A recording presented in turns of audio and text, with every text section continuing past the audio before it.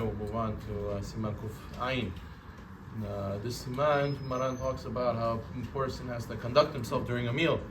There's certain basic etiquette that a person has to have during their Eretz, during a meal. And the first, obviously, goes without saying that every meal has to have Divrei Torah. You don't have Divrei Torah on the table whenever during the week, during Shabbat. The Pirkei Avot says that it is considered you're eating Zibhai Metim. You're eating from Avodah Zarah, Chas Shalom. It's a service of the self. It's not a service of Hashem.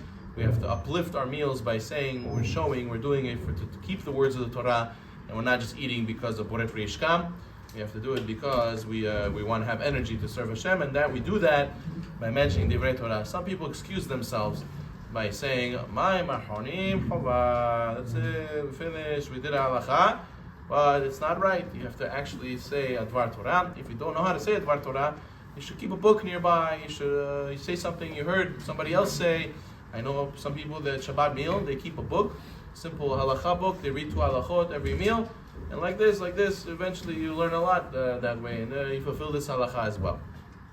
But then there's a lot of laws of etiquette. For example, a person's not allowed to eat a piece of bread that's bigger than a kazait. It looks like a gargartan.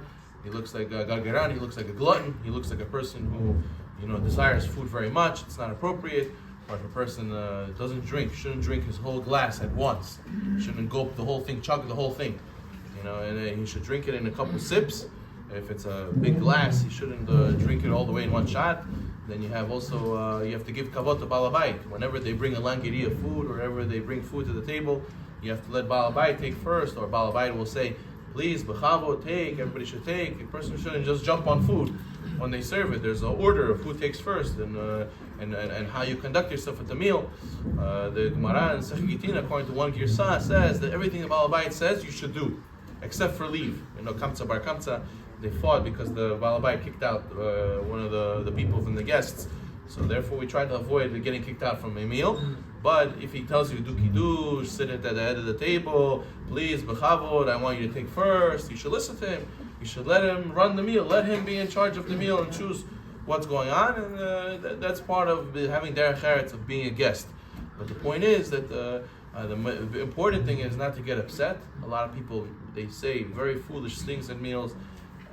We all experience when somebody started talking in Lashon Hara, somebody started a fight with somebody else, they bring up Jangenozi, and then we don't enjoy the food, we have all this rock in our throat, everybody's upset at each other, and instead of having a nice Shabbat meal, everybody became enemies.